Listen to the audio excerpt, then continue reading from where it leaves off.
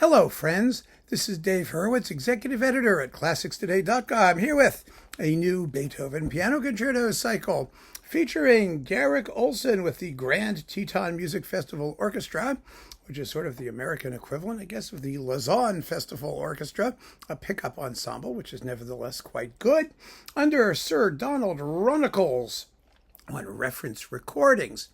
Now, oh, what a project this has been. Not because I found it hard, but because it's philosophically questionable. How is it philosophically questionable? Well, it's difficult to go back to traditional performances of this kind of music after having heard sort of period instrument-y performances. Because, you see, the period instrument people have a lot of things going for them. First is that they're faster. And faster usually means, superficially anyway, more exciting. Second of all, the period instrument ensemble works really well in, say, the first two or three-ish concerti, not so well in the last two. That's what's so interesting about these works. You know, when you go back to a more traditional approach, which is what this is the grand romantic style of Beethoven. It's a very, very different feeling than what I grew up with. I grew up with this, right? And then the period instrument things happened and I went, oh, wow, this is really cool. They sound different.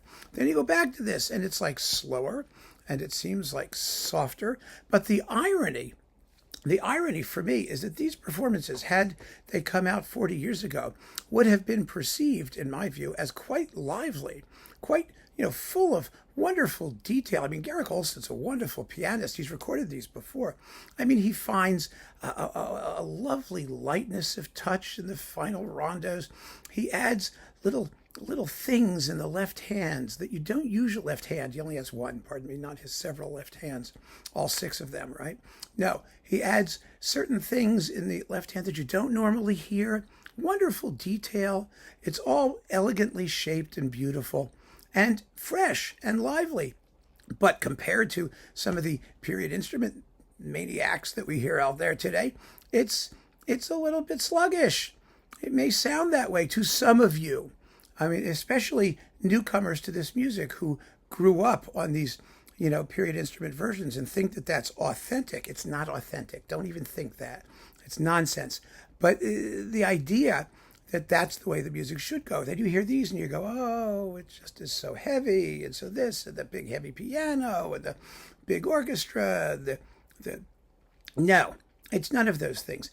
These are really lovely, fresh performances. The only point or moment where I think they bogged down a little bit, and Jed Disler mentioned this in his always excellent review for ClassicsToday.com, is the finale of the second concerto, I think particularly, where it just could have more accent and a more well-defined or spiky articulation and whatnot, and the orchestra could sound a little leaner and whatnot. But okay, all right. That is the way it is. The fact is, I am willing to concede that the period instrument people have won the argument with respect to Concertos 1 and 2, period instrument people and Martha Argerich. Let's not forget Martha Argerich, because she kind of owns those two concerti also. So there you are. But when it comes to 3, 4, and 5, the big ones, things are a lot less clear-cut. First of all, number 3, which is the only one in a minor key, has a sense of gloom and doom that you really only get in the more modern versions. You just can't do it on period instruments, and those qualities are in the music. Let's not be dogmatic about it. Music contains things that sometimes not even the composer expected or heard or hoped to hear in his lifetime. And the third concerto is one of those pieces. So you get that in this performance. You don't get it so much in the others. The fourth concerto, I think it sounds atrocious on period instruments most of the time. I mean, Garrick Ohlsson, he has such a marvelous sensibility. When he plays the opening of the fourth concerto, he plays it with such simplicity and directness and unaffected. It's wonderful. It's one of the best openings of the fourth concerto I've ever heard. Everyone tries to do something with it.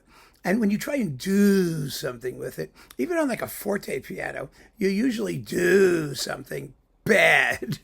I mean, Ohlsson just lets it emerge. It's so beautiful, and the entry of the orchestra with the soft string chords and the different key, I mean, you just can't get that on period instruments. Frankly, it just sounds scruffy and scrapey, and the slow movement here is has such poise and that sort of Olympian. I don't know how to describe it. The dialogue between piano and strings takes place on another plane. I mean, those horrible, scruffy period instrument versions where it's just going, and the piano goes clink, clink, clink, clink. So it's very, very beautiful, and the rondo erupts with great enthusiasm. I mean, it's wonderful. It's lively. It's terrific. The Emperor Concerto has grandeur without pomposity. Yes, indeedy.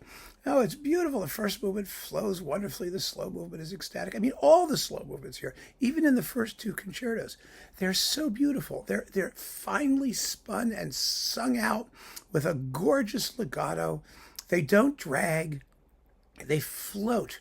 I mean, these are all things that you only really capture in this music on period instruments. Now, there are some versions that offer the best of both worlds. For example, the Zinman-Bronfman recordings, which are splendidly incisive in the outer movements, a la HIP, a la historically informed performance, and yet use a modern piano and are able to sustain a singing quality in the slow movements. And I mean, you can sort of get the best of both worlds. And I think some of the best versions out there today do that. But there is still room for the more traditional approach, which I think is 100% legitimate and beautifully realized in these performances. I enjoyed them very, very much, and they're extremely well recorded, so there's nothing not to love. And that's the bottom line. Keep on listening, friends. Thanks for joining me. Take care.